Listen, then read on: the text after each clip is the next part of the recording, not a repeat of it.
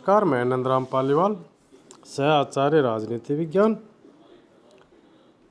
आज इस वीडियो में प्रांतीय स्वराज्य का कार्य रूप यानी प्रांतीय स्वायत्ता में प्रांतीय स्वराज्य का किस तरह से कार्य रूप, किस तरह से इसको लागू किया गया, इसके बारे में चर्चा करेंगे। जैसे पिछले वीडियो में अपन ने चर्चा की थी कि कांग्रेस तथा अन्य दल 1935 के अधिनियम के संघीय भाग के विशेष रूप से विरुद्ध थे। देशी रियासतों के शासकों ने भी बाद में इस योजना में कोई भी रुचि नहीं दिखाई। अतः 1935 के अधिनियम का जो संघीय भाग था वो कभी भी लागू नहीं होगा। लेकिन प्रांतीय स्वराज्य का इतना विरोध नहीं हुआ था, इसलिए ब्रिटिश सरकार ने फरवरी 1937 में चुनाव करवाए। यद्यपि कांग्रेस 1935 के अधिनियम के विरोध थी, तथापि इससे संविधान को अंदर से नष्ट करने की दृष्टि से विधानमंडलों के लिए चुनाव लड़ने का निर्णय लिया। मुस्लिम लीग तथा उदारवादियों ने यद्यपि संविधान यानी 1935 का अधिनियम का अनेक कारणों से काफ़ी विरोध किया था, परंतु उन्होंने भी अधिनियम को जांचने की दृष्टि से चुनाव लड़ने का निर्णय किया। इस तरह से चुनाव में अनेक दलों ने भाग लिया। चुनावों के परिणाम भी काफ़ी महत्वपूर्ण निकले। मद्रास, बिहार, बम्बई, यूपी, मध्य प्रांत और उड़ीसा में, जिनमें ब्रिटिश प्रांतों की 2/3 जनसंख्या आ जाती थी, कांग्रेस ने पूर्ण बहुमत प्राप्त कर लिया। आसाम में कांग्रेस ने 108 स्थानों में से 85 पर अपना अधिकार जमा लिया और यह सबसे शक्तिशाली दल बन गया। उत्तर पश्चिमी सीमा प्रांत में कांग्रेस ने 50 में से 19 स्थान प्राप्त कर लिए। 1937 के चुनाव में मुस्लिम लीग ने कोई विशेष सफलता प्राप्त नहीं की थी। ब्रिटिश भारत के मुसलमानों के लिए कुल 482 स्थान निर्धारित किए गए थे। उनमें से लीग को चुनाव में केवल 51 स्थान प्राप्त हुए, यानी 482 में से कुल 51 स्थान प्राप्त हुए। मुस्लिम लीग को मुस्लिम बहुल प्रांतों जहां मुस्लिमों की संख्या ज़्यादा थी, जैसे पंजाब, बंगाल, उत्तर पश्चिमी सीमा प्रांत इत्यादि में कोई महत्वपूर्ण सफलता नहीं मिली, बल्कि जो भी स्थान प्राप्त हुए वे अधिकतर हिंदू बहुमत प्रांतों में, जैसे यूपी, मध्य प्रदेश प्रांत, मद्रास, बम्बई, उड़ीसा, बिहार में मुसलमानों के स्थान ही प्राप्त हुए। मुस्लिम लीग मुसलमानों की एक सांप्रदायिक संस्था थी, इसलिए हिंदुओं के स्थानों को प्राप्त करने का प्रश्न नहीं उठता था। जो स्थान मुस्लिम लीग ने 1937 के चुनाव में प्राप्त किए, उनसे स्पष्ट सिद्ध होता था कि उस समय मुस्लिम लीग का मुसलमानों में बहुत ही कम प्रभाव था। जो भी प्रभाव इसका मुसलमानों में था वह हिंदू बहुमत प्रांतों तक सीमित था, और जहाँ पर मुस्लिम आबादी ज़्यादा थी वहाँ मुस्लिम लीग का कोई ज़्यादा प्रभाव नहीं था। पंजाब में यूनियनिस्ट पार्टी, बंगाल में प्रजा पार्टी तथा स्वतंत्र उम्मीदवारों का विशेष प्रभाव था।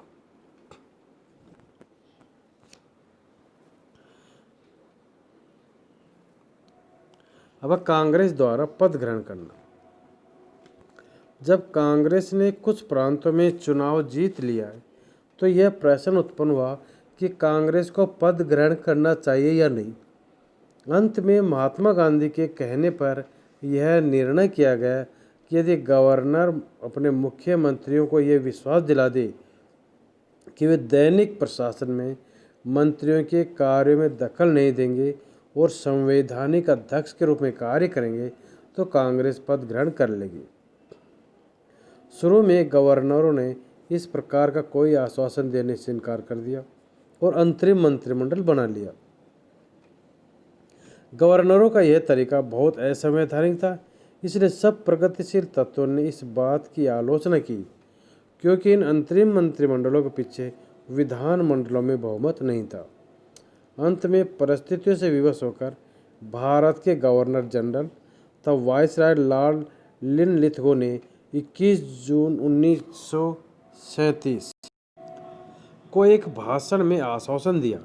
गवर्नर की विशेष जिम्मेदारियां उसको प्रांतीय प्रशासन में अंधाधुंध दखल देने का अधिकार नहीं देती और गवर्नर साधारणतः मंत्रियों के परामर्श के अनुसार उन सब मामलों में काम करेंगे जिन मामलों में मंत्रियों को अधिकार दिए हुए हैं। अतः अब विवाद समाप्त हो गया और कांग्रेस ने 7 जुलाई 1937 के प्रस्ताव में अपने सदस्यों को पद ग्रहण करने के लिए आज्ञा दे दी। जब कांग्रेस ने पद संभालने का निश्चय कर लिया तो अंतरिम मंत्रिमंडलों ने अपना त्यागपत्र दे दिया। जुलाई 1937 में कांग्रेस ने 6 प्रांतों उत्तर प्रदेश, बिहार, मद्रास, बम्बई, उड़ीसा और मध्य प्रांत में अपने मंत्रिमंडल बना लिए। बाद में कांग्रेस ने उत्तरी सीमा प्रांत और असम में भी दूसरे दलों से मिलकर मंत्रिमंडल बना लिए। कांग्रेस ने मुस्लिम लीग के साथ अनेक कारणों से गठजोड़ करना उचित नहीं समझा और उसके सदस्यों को मंत्रिमंडल में लेने से इनकार कर दिया। फलतः मुस्लिम लीग कांग्रेस का अधिक विरोध करने लगी। अब है प्रांतीय स्वायत्तता या प्रांतीय स्वराज्य पर आचरण। 1937 ईस्वी में जो प्रांतीय स्वराज्य भारत के 11 प्रांतों में शुरू किया गया वह विभिन्न प्रांतों में विभिन्न तरीकों से चला। सिंध, पंजाब और बंगाल में यह लगभग 10 वर्ष तक चला। बम्बई, मद्रास, बिहार, यूपी, मध्य प्रांत और उत्तर पश्चिमी सीमा प्रांत में यह केवल 1939 तक चला। अक्टूबर 1939 ईस्वी में कांग्रेस ने विश्व युद्ध के विषय में मतभेद होने के कारण अपना त्यागपत्र दे दिया था। बाद में उन प्रांतों में गवर्नर ने प्रांतीय शासन अपने हाथ में ले लिया। यह परिस्थिति इन प्रांतों में 1946 तक जारी रही। इसके बाद नए चुनाव हुए और उन प्रांतों में दोबारा उत्तरदायी शासन की स्थापना हो गई। गवर्नरों का आचरण विभिन्न प्रकार का था। कांग्रेसी मंत्रिमंडलों में अलग था प्रांतों में, और जो दूसरे दलों की सरकार थी वहाँ अलग था। तो पहले हम चर्चा करेंगे कि जिन प्रांतों में कांग्रेस की सरकार थी वहाँ गवर्नरों का आचरण कैसा रहा। जिन प्रांतों में कांग्रेस ने अपने मंत्रिमंडल बनाए थे वहाँ पर साधारणतः गवर्नर ने मंत्रियों के कार्य में अनावश्यक हस्तक्षेप नहीं किया। उन्होंने अपनी विशेष शक्तियों का बहुत ही कम प्रयोग किया। इसलिए जो भय कांग्रेस को था कि गवर्नर अपनी असाधारण शक्तियों द्वारा उत्तरदायी सरकार को विफल बना देंगे, ठीक नहीं निकला।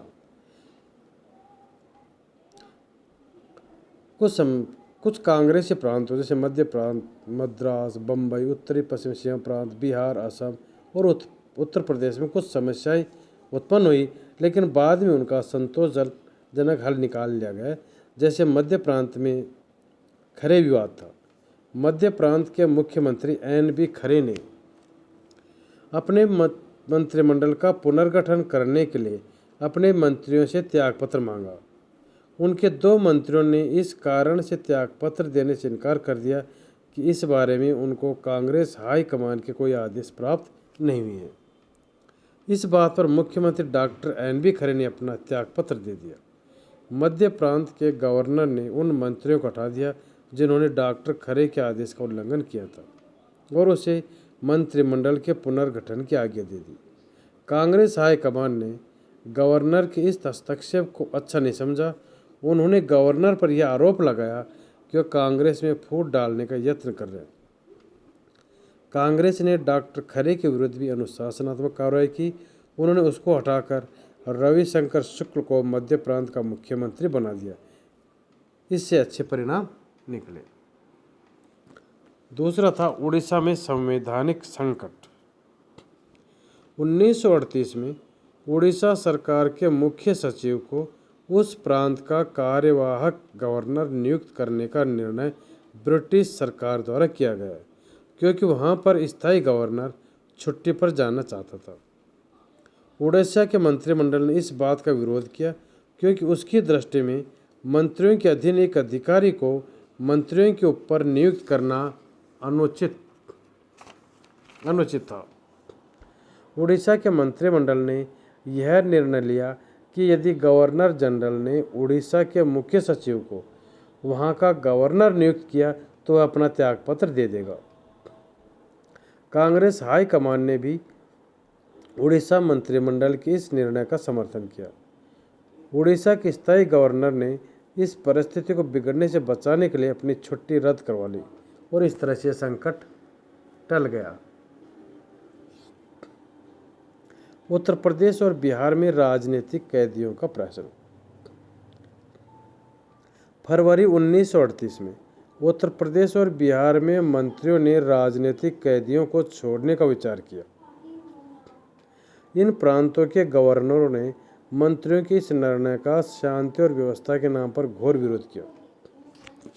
गवर्नर जनरल ने 1935 के एक्ट के सेक्शन 126 के अधीन प्रांतों के गवर्नरों को आदेश जारी कर दिए कि वे अपने मंत्रियों के इस निर्णय का विरोध करें, क्योंकि इससे उनकी विशेष जिम्मेदारी पर प्रभाव पड़ेगा और यह मामला मंत्रियों के अधिकार क्षेत्र में नहीं है। मंत्रियों ने गवर्नर जनरल के इस हस्तक्षेप को बिल्कुल अनुचित ठहराया और उन्हें अपना त्यागपत्र दे दिया। बाद में लॉर्ड लिथगो और कांग्रेस हाईकमान दोनों ने मिलकर इस मामले को सुलझा लिया और यह तय हुआ कि राजनीतिक कैदियों को धीरे धीरे छोड़ा जाए और प्रत्येक राजनीतिक कैदी के केस की पूरी तरह जांच की जाए और उसके अनुसार उससे व्यवहार किया जाए। कांग्रेस पर मुसलमानों को तंग करने का आरोप। जब कांग्रेस ने मुस्लिम लीग को उत्तर प्रदेश के मंत्रिमंडल में अपने साथ मिलाने से इनकार कर दिया तो मुस्लिम लीग ने कांग्रेस पर अनेक झूठे आरोप लगाने शुरू कर दिए और कहना शुरू कर दिया कि मुसलमानों पर अत्याचार हो रहे हैं। कांग्रेस ने इन आरोपों की जांच करने के लिए अपनी सहमति प्रकट कर दी थी, परंतु वायसराय के कहने पर इस मामले की जांच नहीं हुई। बोचर ने लिखा है, वायसराय ने यह महसूस किया कि जिन्ना के लिए कांग्रेस सरकारों के आम मुस्लिम विरोधी कार्यों को सिद्ध करना अत्यंत कठिन हो जाएगा।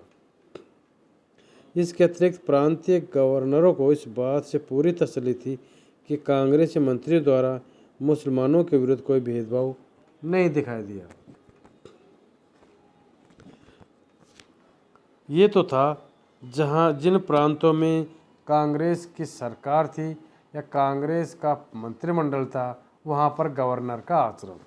अब हम चर्चा करेंगे जिन प्रांतों में गैर कांग्रेसी मंत्रिमंडल था वहाँ गवर्नर का आचरण। गैर कांग्रेसी प्रांतों में गवर्नर अधिकांश मामलों में अपनी इच्छानुसार कार्य चलाते रहे। वे जिस समय भी चाहते हस्तक्षेप कर लेते थे। इसका विशेष कारण यह था कि उन प्रांतों में कांग्रेस जैसा ब्रिटिश विरोधी कोई भी संगठित दल नहीं था। उदाहरण स्वरूप, एक बार गवर्नर जनरल ने पंजाब के गवर्नर से राजनीतिक कैदियों के छोड़ने के प्रश्न के बारे में सलाह ली।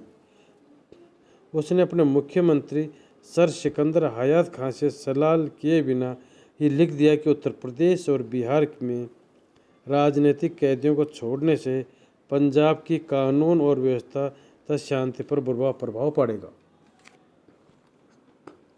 अक्टूबर 1942 में सिंध के गवर्नर ने वहाँ के मुख्यमंत्री अल्लाह बख्श को पद से हटा दिया, क्योंकि उसने ये घोषणा कर दी थी कि ब्रिटिश सरकार दूसरे महायुद्ध को भारतीय जनता के हित में नहीं चला रही है। हालांकि अल्लाह बख्श के पीछे असेंबली का बहुमत भी था। सिंध, बंगाल और उत्तरी पश्चिमी सीमा प्रांत में गवर्नरों ने मुस्लिम लीग की असेंबली में थोड़ी संख्या होते हुए भी उसको सत्तारूढ़ रखने की कोशिश की। यह बिल्कुल गैर संवैधानिक था। इसलिए डॉक्टर श्यामा प्रसाद मुखर्जी ने कहा कि बंगाल के गवर्नर का उपयुक्त स्थान मुस्लिम लीग की बेंचों पर है। जुलाई 1943 में बंगाल के राज्यपाल ने वहाँ के मुख्यमंत्री फजलुल हक को पद से हटा दिया। ये सब बातें संविधान और प्रांतीय स्वराज्य की भावनाओं के विरुद्ध थी। अब मंत्रालयों का कार्यकाल। 1939 तक कांग्रेस तथा गैर कांग्रेसी प्रांतों में प्रांतीय मंत्रिमंडल ठीक ढंग से काम करते रहे और यह रूढ़ी उत्पन्न की गई कि विधानसभा में बहुमत दल के नेता को मंत्रिमंडल बनाने के लिए निमंत्रित किया जाए। प्रत्येक प्रांत में साधारणतः मंत्रिमंडल उस समय तक पद पर रहता जब तक कि उसके पीछे विधानसभा में बहुमत हो। विभागों का वितरण यद्यपि गवर्नर के हाथ में था, तथापि उन्होंने ऐसा मुख्यमंत्रियों के परामर्श के अनुसार ही किया। ऐसी प्रथा उस समय उत्पन्न की गई।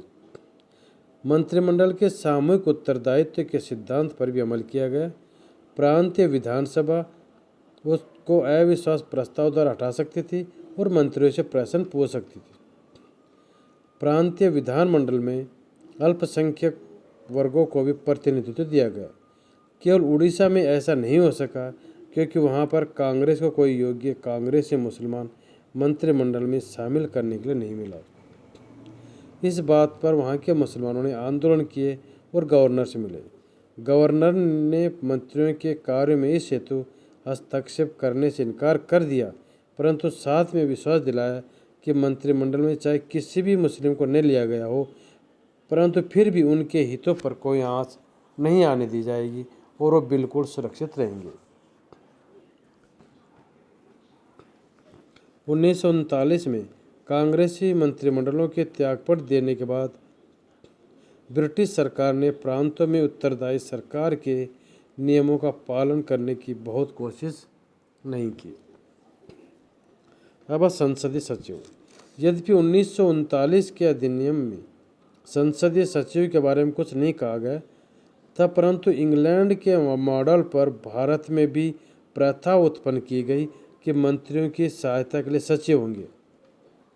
ये सचिव स्थायी सचिवों से बिल्कुल भिन्न थे जो सार्वजनिक सेवाओं से संबंधित होते थे। जहाँ तक संसदीय सचिवों का संबंध है, वे सार्वजनिक सेवाओं से संबंधित नहीं थे बल्कि राजनीतिक पद थे। संसदीय सचिव शासक दल से संबंध होते थे, यानी जिस भी दल की सरकार हो, कांग्रेस या दूसरे दल की, उसी दल से संबंधित होते थे और प्रत्येक राजनीतिक दल के उत्थान और पतन के साथ बदलते रहते थे। ये सचिव मंत्रियों की दैनिक कार्य में बहुत सहायता करते थे और उनके बोझ को काफ़ी हल्का कर देते थे। इन व्यक्तियों को सरकारी काम का काफ़ी अनुभव हो जाता था और इनमें से बाद में मंत्री नियुक्त करने में आसानी रहती थी। सार्वजनिक सेवाओं का भाग।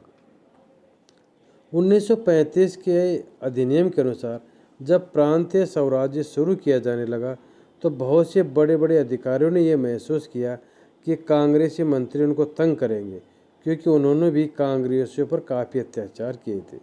उनके इस भय को दूर करने के लिए ब्रिटिश सरकार को काफ़ी संरक्षण एक्ट में रखने पड़े, क्योंकि सेवाएं अंग्रेजी शासन के लिए रीढ़ की हड्डी का काम देती थी। बड़े बड़े अधिकारियों की नियुक्ति, सेवा की शर्तें भारत सचिव तथा उसकी परिषद के अधीन कर दी गई। उनको मंत्रियों के नियंत्रण से मुक्त कर दिया गया। अब कांग्रेस हाई कमान का प्रांतीय स्वराज्य पर प्रभाव। मार्च 1937 में कांग्रेस ने एक संसदीय उप समिति बनाई जिसे कांग्रेस हाई कमान कहा जाने लगा। इसके उस समय डॉक्टर राजेंद्र प्रसाद, मौलाना आज़ाद, सरदार वल्लभ भाई पटेल सदस्य थे। कांग्रेस हाई कमान का कांग्रेसी मंत्रियों और विधायकों पर पूर्ण नियंत्रण रहता था। यह उनको अनुशासन रखती थी और उनकी समस्याओं का हल ढूंढती थी। अब मंत्रियों के कारनामे। कांग्रेसी मंत्रियों ने विशेष रूप से जनता के लाभ के लिए कार्य किए। उन्होंने किसानों को ऋण से मुक्ति दिलाई और उनको साहूकारों के पंजे से बचाया। अकाल से बचाने और किसानों को अपनी वस्तुओं को बेचने की अधिक सुविधाओं को देने के लिए भी कानून और नियम बनाए गए। जमींदारी प्रथा को खत्म करने और किसानों की दशा को सुधारने के लिए प्रारंभिक शिक्षा का विस्तार, ग्राम सुधार और नशाबंदी की तरफ भी विशेष ध्यान दिया गया। धन्यवाद।